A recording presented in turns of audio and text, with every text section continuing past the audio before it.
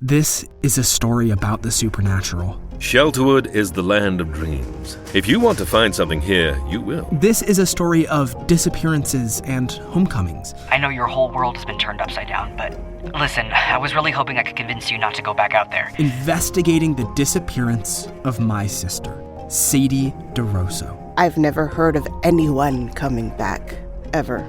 Subscribe now to Shelterwood, a suburban gothic, to follow this story. I have been hearing about linen sheets for forever. So I finally made the switch with Quince, and let me tell you, I'm obsessed.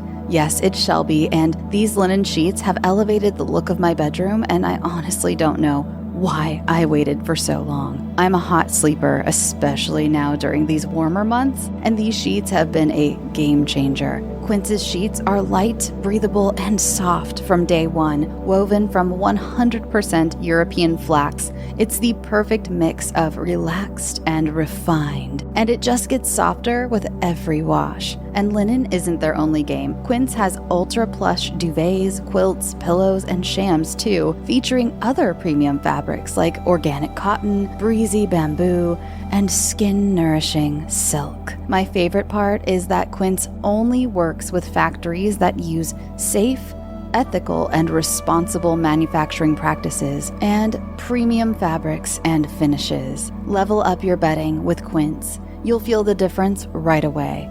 Go to quince.com/SYTS for free shipping on your order and 365-day returns. That's QUINCE.com/SYTS to get free shipping and 365-day returns. Quince.com/SYTS.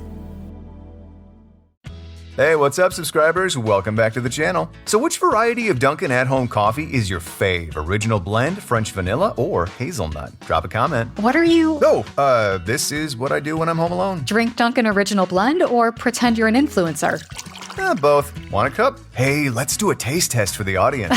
Okay, how's this? The rich, smooth taste of Dunkin' at home is unmatched. Nice. You're a natural. The home with Dunkin' is where you want to be.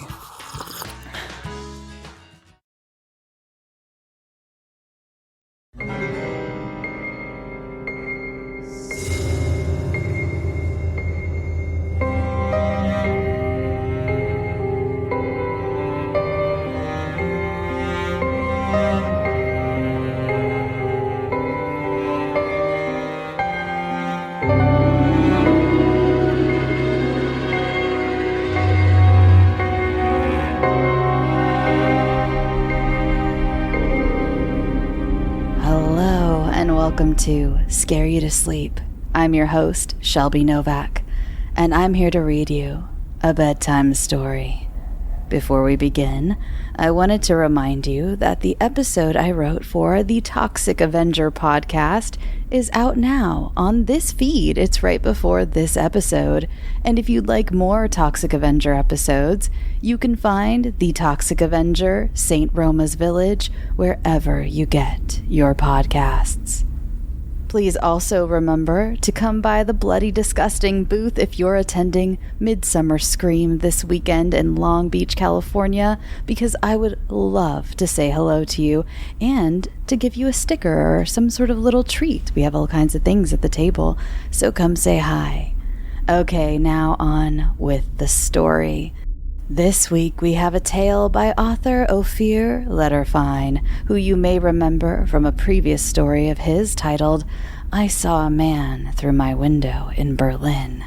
This week, Ofir has for us script reading.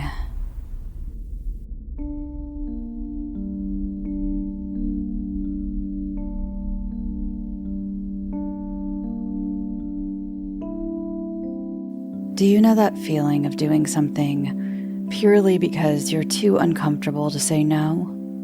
Well, that's actually the situation that I unfortunately find myself in today. My name is Tessa, and I'm a script editor. You know, finding new script writers, making sure scripts are suitable for production, and all that jazz. Right now, I'm climbing the stairs to an apartment of some weirdo girl I was once friends with in high school, just to probably read some mediocre script. Ugh, maybe I shouldn't be so gloomy. I'll give her some credit. Maybe it's gonna be good. Or at least half decent? I don't know. The point is, I'd rather be somewhere else right now, that's for sure. Well, it looks like this is the place. A voice from inside called out, "I'm coming, just a minute." The door opened, and there, standing in the doorway, was Sarah. Sarah Green. Damn, that's a face I'd never think I'd see again in this lifetime, Tessa thought to herself. "Tess, it's so good to see you," Sarah said with a smile. "Same here, Sarah," Tessa replied. Tessa walked in. "It's a nice place you've got here," she said, looking around. "Oh, thank you so much. I'm glad you like it. What do you think of the new painting I hung in the living room? I painted it myself." Tessa glanced at it. "Yeah, it's pretty cool. Do you mind if we just jump right into the script? I'm a bit tight on time today. And I really can't wait to get the fuck out of here," Tessa thought to herself. "Yeah, no problem. Just before we start, would you like a cup of coffee or tea maybe?" Sarah asked, placing a blue kettle on the small kitchen table near the entrance. "No, I have my trusty water bottle with me, so I'm good. Thanks anyway." "Oh, all right. Just wait a moment. I'll make myself a cup of coffee." They continued chatting while waiting for the water to boil. "So, how was the trip here?" Sarah asked. "Fine. Took the bus," Tessa replied. "Oh, good. Good." Silence. Sarah shifted her weight. "Buses are convenient?" "Yeah," Tessa replied. Another pause. "Are you still at that production company?" Sarah asked. "Yeah," Tessa answers. "That's great! I always knew you'd do well," Sarah said joyfully. Tessa replies with a single, "Thanks." More silence. Sarah drummed her fingers on the counter. "You, still talk to anyone from high school?" "Not really," Tessa said, feeling more and more awkward. "Oh, yeah, same," Sarah replied. Tessa sighed quietly, then, in an effort to fill the dead air, asked, "You seeing a new girl?" Sarah didn't hesitate. "Nope." Tessa just nodded, unsure if she should follow up or drop it. The kettle let out a faint whistle, not fully boiling yet, just teasing. Sarah gave a nervous chuckle. "It's funny how time flies." Tessa just stared at the kettle, willing it to hurry up. The whistle grew louder. Thank God. Ugh, Tessa thought. Sarah quickly turned off the stove and poured herself a cup of coffee, filling the room with the strong, bitter scent. "So, let's begin. We can just sit here in the living room." Sarah gestured towards the sofa. "Yeah, sure," Tessa said, then mumbled to herself, "Let's just get this over with." Sarah didn't hear Tessa's little remark and sat down. Tessa sat across from her on the other side of the sofa. "Okay, let's go," said Sarah. "Yep, let's do this," Tessa answered. "So, here's the script," Sarah said, handing Tessa a copy. Let's start from the beginning. I already noticed one mistake I made, but when we get to it, I'll make sure to point it out. Sarah added. Sure, no problem, Tessa replied. So, Tess, can you read the parts of Naomi? I'll read Berta's lines, and you can also read all the directorial notes? Sarah asked. Yeah, no problem. I'll start, Tessa said. She cleared her throat and began reading. We start in a coffee shop. It's a cold winter's morning. Naomi sits at a table, drinking black coffee with a slice of chocolate cake. She wears a black trench coat and a red beanie hat. Suddenly, another woman approaches her. Sarah started to read. Berta. OMG, Naomi, it's me, Berta, from high school. Do you remember me? We used to hang out together. Tessa picked up her part. Naomi. Oh, hi. How are you? Naomi answered while putting down her cup of coffee. Sarah resumed her role as well. Berta. Oh, by the way, Naomi, are you still doing editorial work? Tessa replied. Naomi. Yeah, it's actually all I do now. It's my full-time job. Sarah continued. Berta. OMG, listen, I actually started to dabble in a bit of writing myself. Any chance I can bother you to drop by my place and take a look at my script? Tessa frowned. That was oddly familiar. Too familiar. She kept reading. Naomi, I'm not sure. I'm kind of working myself to the bone these days. Sarah resumed. Berta, please, for old time's sake, it'll be 1 or 2 hours tops. I can learn a lot from your input. Please? Tessa hesitated, then continued. Naomi, all right, I have a bit of time tomorrow morning. If that works for you, I can drop by. Sarah read. Berta, OMG, yay, I am so happy. So it's a date. Tessa continued. The pair exchanged phone numbers and then separated, each going their own way.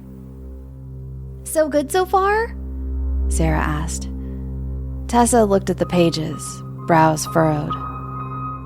Yeah, it's not bad. She paused for a minute, thinking to herself. It was all the same.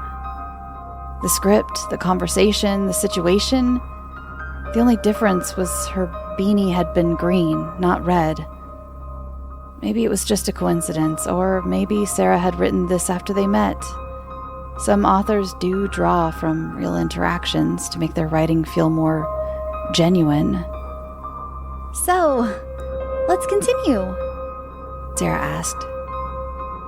Yeah, sure, Tessa said. Sorry, I just got caught in a thought for a second. Oh, no worries, Sarah said. Tessa took a breath. Okay. She started reading again. The next day, morning, indoors, stairwell. Naomi thinks to herself, I can't believe I got caught up in this. I just want to be somewhere else right now. She mimicked knocking on the coffee table. Naomi knocks on the door. A voice from inside calls out. Sarah reads, Berta, I'm coming, just a minute. Tessa continues. The door opens, and there, standing in the doorway, is Berta. Sarah reads, Berta, Naomi, it's so good to see you. Tessa continues. Berta says with a smile. Tessa's eyes flicked up from the page for a second before continuing. Naomi. Same here, Berta. Naomi walks in. Naomi. That's a nice place you've got here. Sarah picked up Berta's response. Berta, oh, thank you so much. I'm glad you like it. What do you think of the new painting I hung in the living room? I painted it myself. Tessa hesitated, her grip tightening slightly on the script. She continued. Naomi, yeah, it's pretty cool. Do you mind if we just jump right into the script? I'm a bit tight on time today. Sarah read Berta's next line. Berta, yeah, no problem. Just before we start, would you like a cup of coffee or tea maybe? Tessa swallowed and continued reading. Berta places a blue kettle on the small kitchen table near the entrance. Naomi.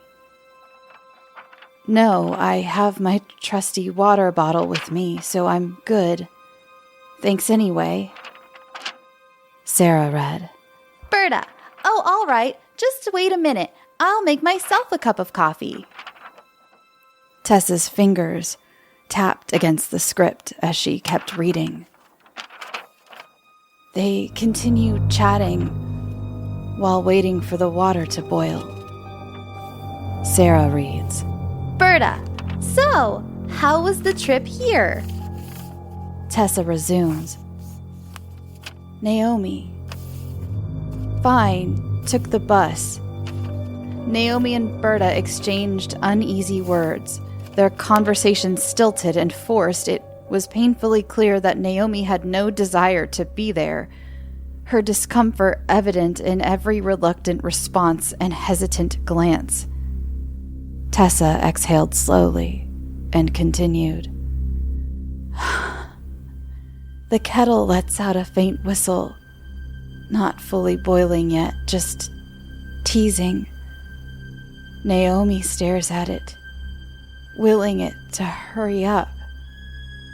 Her own thoughts mirrored Naomi's words too closely for comfort.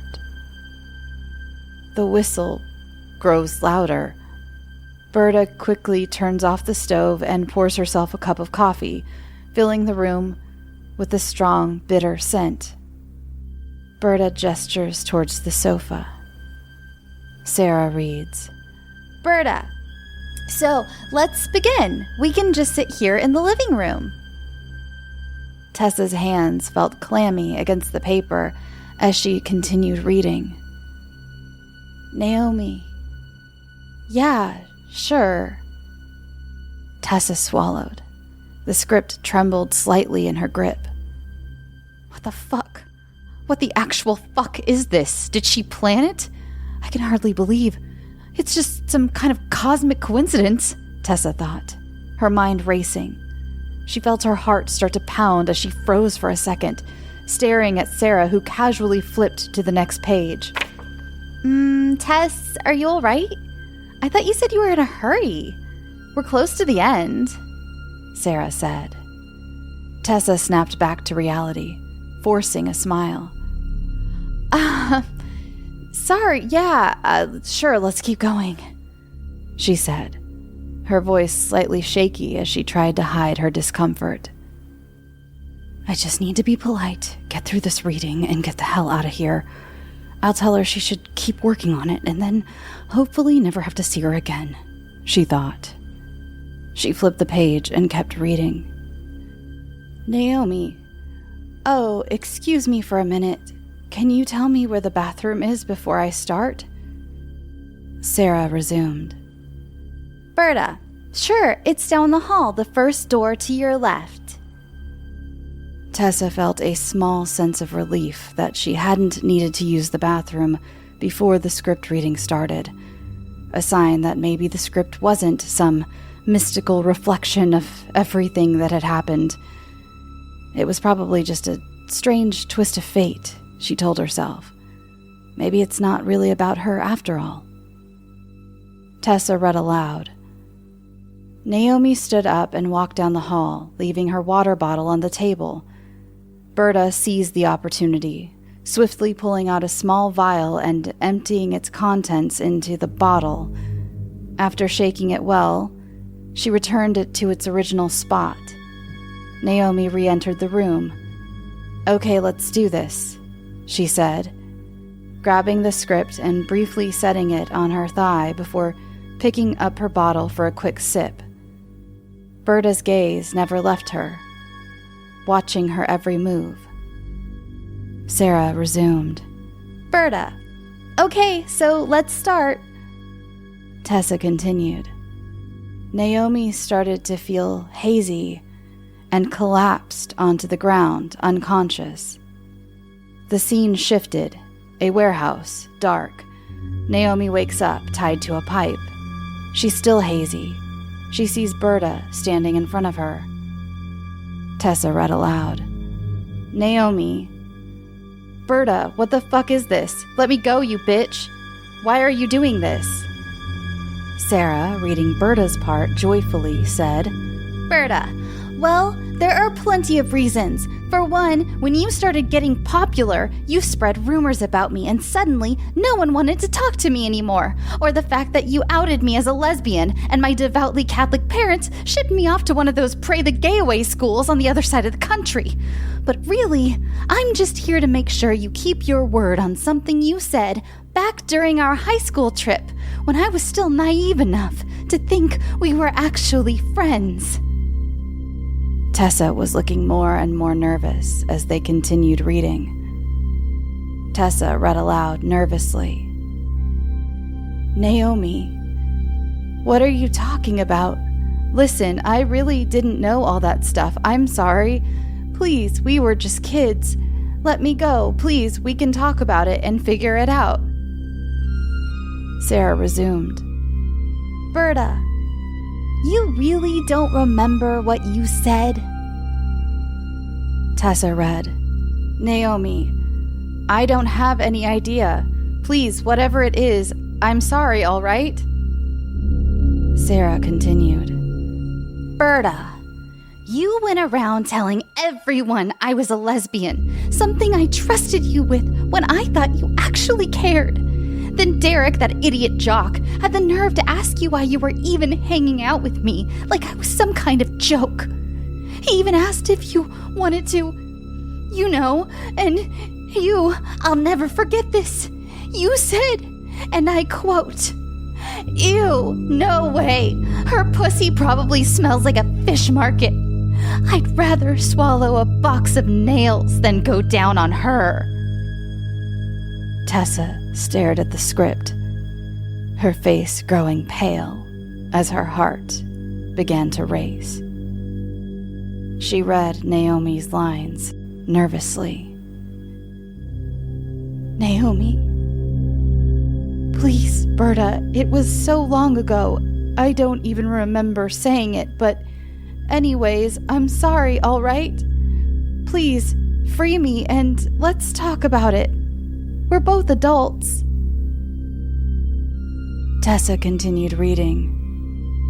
Berta looks at Naomi while she pulls a box of nails out of her bag. Tessa read. Naomi, oh fuck, Berta, please, come on, don't do this. I'll go down on you. I'll do whatever you want. Just put the nails away. Sarah read. Berta, oh, Naomi, don't you think it's quite pathetic? I always pictured you as someone who follows through on what she says. Tessa read. Berta shoves the whole box of nails into Naomi's mouth and quickly duct tapes it shut so she can't spit them out. The air between them in the apartment was thick. Tessa's hands trembled slightly. Her breathing was uneven. She swallowed, gripping the script tighter. Tessa continued. Naomi's muffled scream barely escaped past the duct tape as Berta forced the jagged nails deeper into her mouth. The cold metal bit into her gums, tearing the soft flesh apart as she thrashed, her body convulsing in terror. The taste of rust and blood flooded her tongue as the sharp points punctured her cheeks, stabbing through to the other side. She gagged violently, her throat spasming against the foreign invasion. But the more she struggled, the more the nails burrowed into her soft tissues. Blood bubbled from her nostrils, a thick, crimson trickle seeping down her chin, soaking into the tape. Her body jerked, desperate for breath, her airway shredded by the jagged metal. A wet, choking gurgle rattled in her throat, her wide eyes bulging with agony as tears streaked down her face. Her fingers twitched uselessly against the restraints as her body slowly seized, drowning in the thick, metallic taste of her own blood. And then, silence. Berta stared at her old friend, satisfied with the completion of her revenge. The end. Tessa sat in complete shock, covered with cold sweat, silent. Then Sarah asked, So, what did you think? "What?" mumbled Tessa. Tess, what did you think about the story? Did you like it? Tessa hesitated. Yeah. It was nice. Awesome! Sarah said excitedly. She continued. Okay, so tell me the notes. What do I need to change or improve? Sarah pulled out a small notepad and stared at Tessa. Tessa, still shaken, her mind blank, mumbled, It's good. It's nice. Okay. Sarah said. It's a bit unrealistic, don't you think? Tessa suggested. Sarah shrugged. Yeah, well, it is a story. It's fictional. Okay, maybe try to tone down the gore a bit? Sarah nodded, writing in her notebook. Tessa quickly stood up. Well, look at the time. I really have to go, she said nervously. Oh, really? Sarah replied. Yeah, I just really need to go, Tessa said, panic creeping into her voice. Well, then maybe we can keep working on it another time. Maybe tomorrow? Sarah asked. I don't know. I just need to go now, Tessa yelled. Wait! Sarah said. Are you okay? You look shaken. Did I do something wrong? It was green, Tessa blurted out. What? Sarah asked, confused. My beanie, it was green, not red. And how did you know what I said about you on the trip? Wait, hold up. You think the story is about you? Like, about us? What, are you insane? That's ridiculous. Sarah said. Wait, it's not? Tessa stammered. No, of course not. Sarah scoffed. But what about what I said on the trip? Tessa pressed. Sarah shrugged. It's just something I made up. I don't know. You really said that about me? Back in high school? No idea. Actually, no. Now that you say it, I don't know if I said it. Well, of course, if I did, I'm so sorry. But I don't think I did. No, actually, not at all. Tessa rambled, nervously. Oh, okay. Sarah laughed. Did your parents really send you to one of those pray the gay away schools? Tessa asked, guilt creeping into her voice. Sarah let out a laugh. No, actually, we just moved away in the middle of high school because my dad got promoted. She paused for a beat before adding, and just so you know, I'm actually bi. Oh, right. I guess I'm overthinking too much. Tessa forced a giggle. So, can we keep working on it? Maybe tomorrow? Sarah asked. Oh, yeah, sure. Text me, Tessa said. Sarah went to her kettle and turned it on. Can I offer you tea or coffee before you leave? No, I actually do really need to get going, Tessa replied. Oh, okay. Just, Tess, again, I'm so sorry that it made you think it was about us. It really is just fiction. I'm so sorry you got all worked up. Tessa forced a laugh.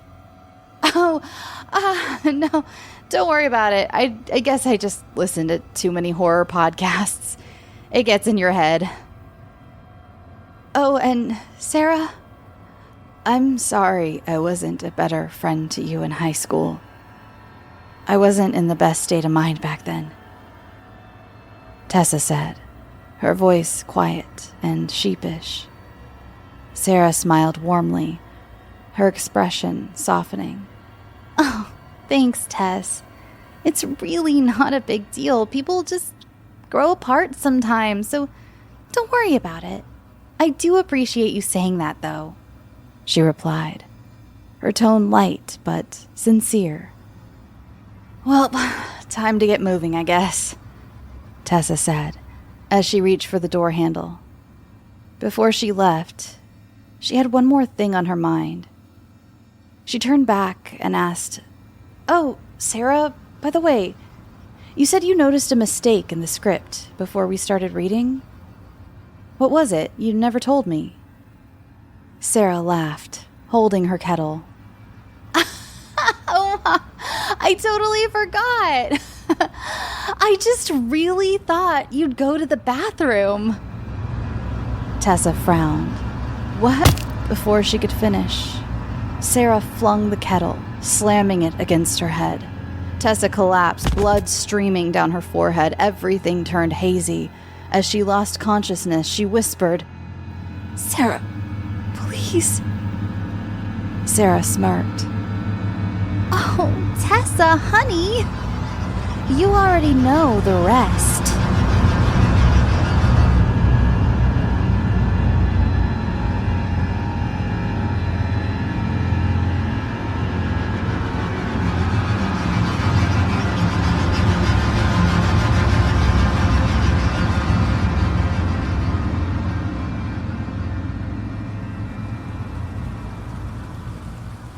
This is a story about the supernatural. Shelterwood is the land of dreams. If you want to find something here, you will. This is a story of disappearances and homecomings. I know your whole world has been turned upside down, but listen, I was really hoping I could convince you not to go back out there. Investigating the disappearance of my sister, Sadie DeRosso. I've never heard of anyone coming back, ever. Subscribe now to Shelterwood, a suburban gothic, to follow this story.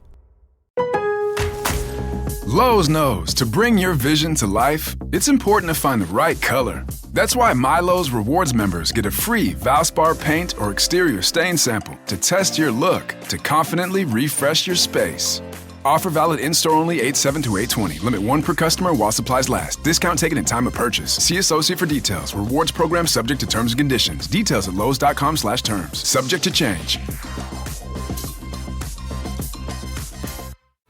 The Toxic Avenger is finally nearly here. Macon Blair's new take on the cult classic superhero movie, starring Peter Dinklage, Jacob Tremblay, Taylor Page, with Elijah Wood and Kevin Bacon, hits theaters August 29th. That's right, Kevin frickin' Bacon. See the long-awaited and totally unrated action comedy that has a 92% Rotten Tomatoes score exclusively in theaters this Labor Day weekend. Get tickets now at toxicavenger.com/podcast.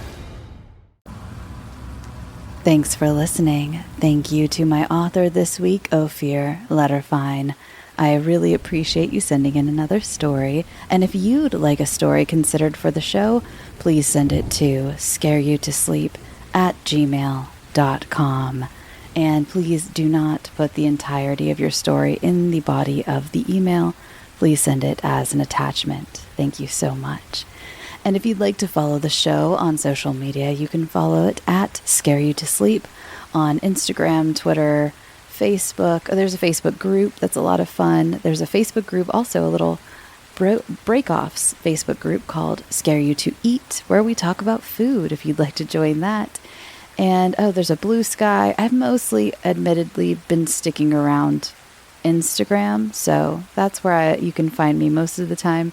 And if you'd like to follow my personal account, you can follow at Shelby B. Novak. I'll be posting a lot from Midsummer Scream this weekend.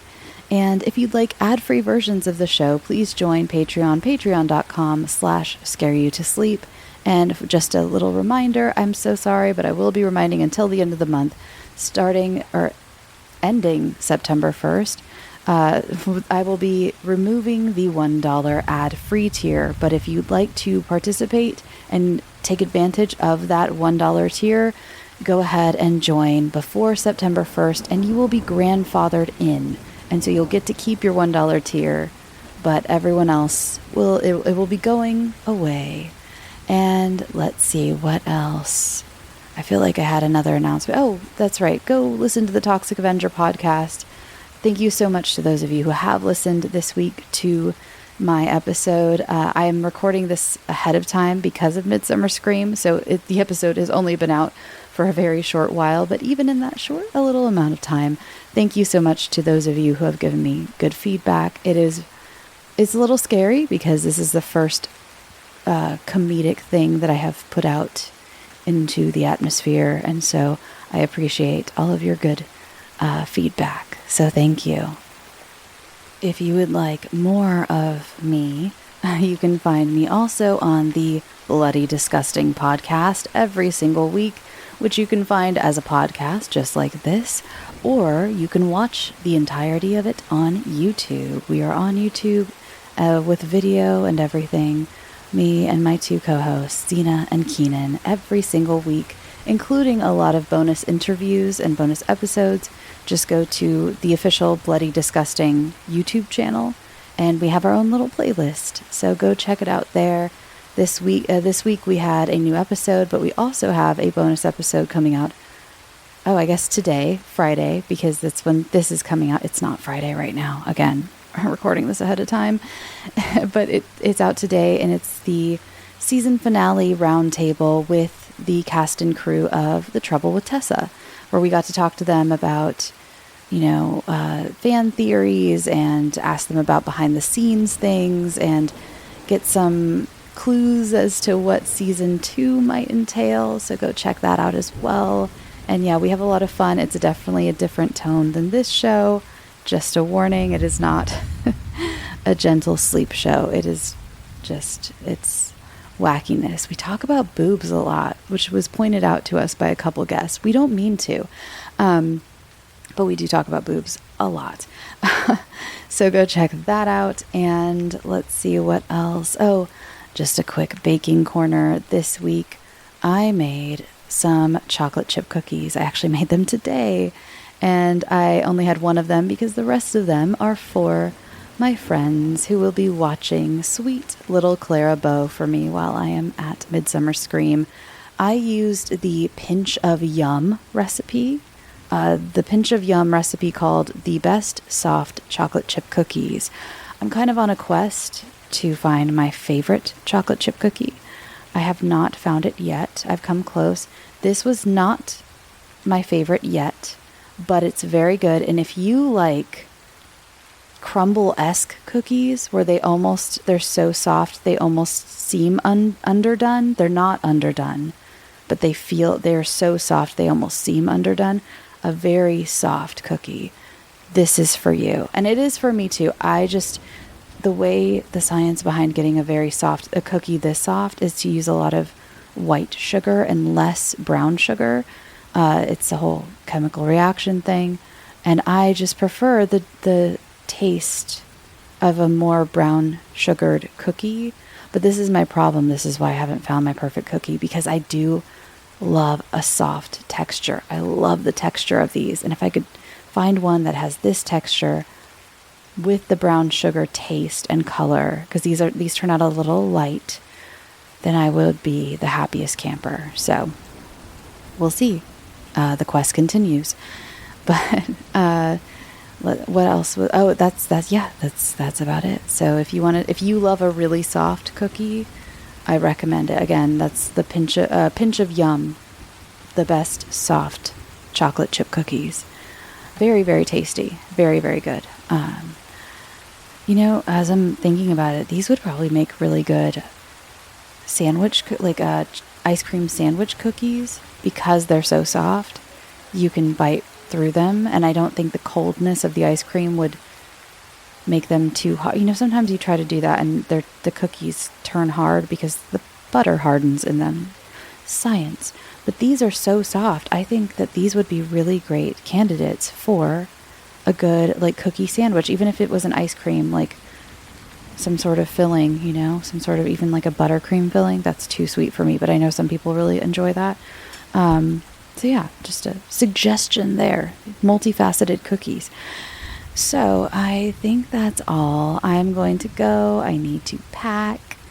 And I am so thrilled to go to Midsummer Scream this weekend. I'm so thrilled to see so many of you. I really hope to see many of you. I'm doing, again, a panel called Bloodlines. I'm co-moderating with my friend Michael Rothman. It'll be Greg Nicotero, Sandy King Carpenter, and Nick Castle. Horror greats, honestly.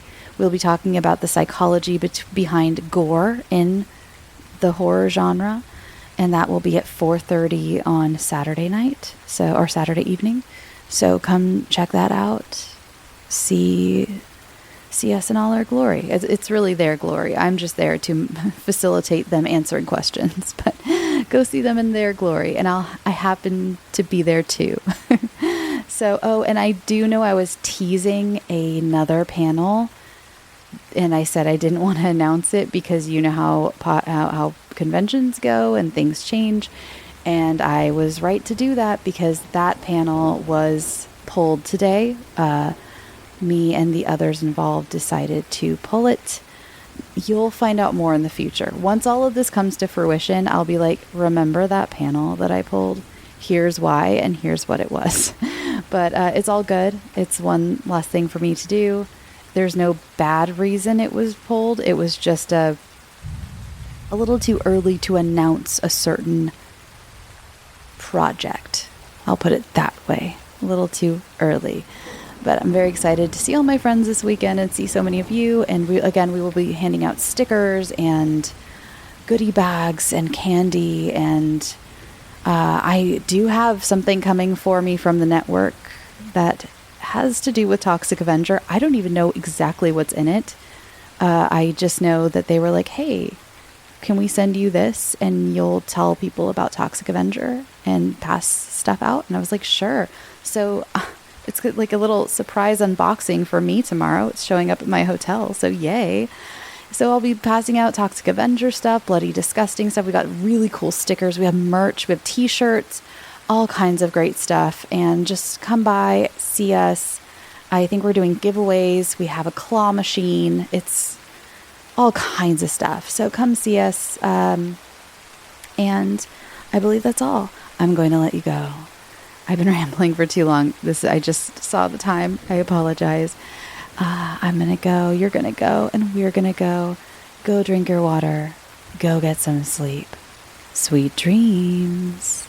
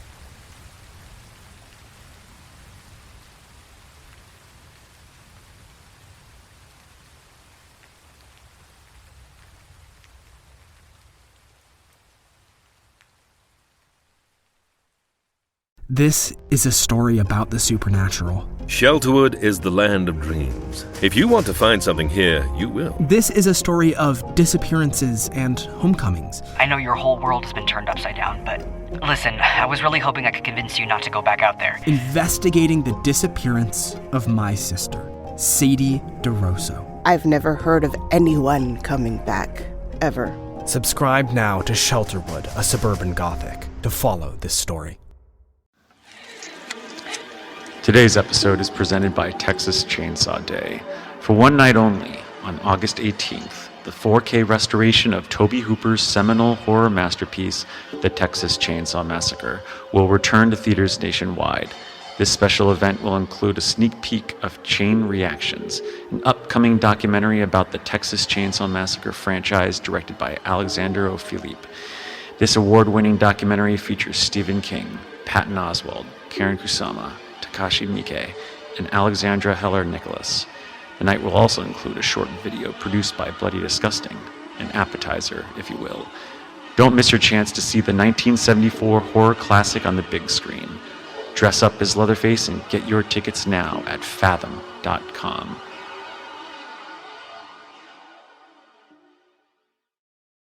The Toxic Avenger is finally nearly here. Macon Blair's new take on the cult classic superhero movie starring Peter Dinklage, Jacob Tremblay, Taylor Page, with Elijah Wood and Kevin Bacon hits theaters August 29th. That's right, Kevin frickin' Bacon. See the long-awaited and totally unrated action comedy from the studio that brought you Terrifier 3. Only in theaters this Labor Day weekend. Get tickets now at toxicavenger.com/podcast.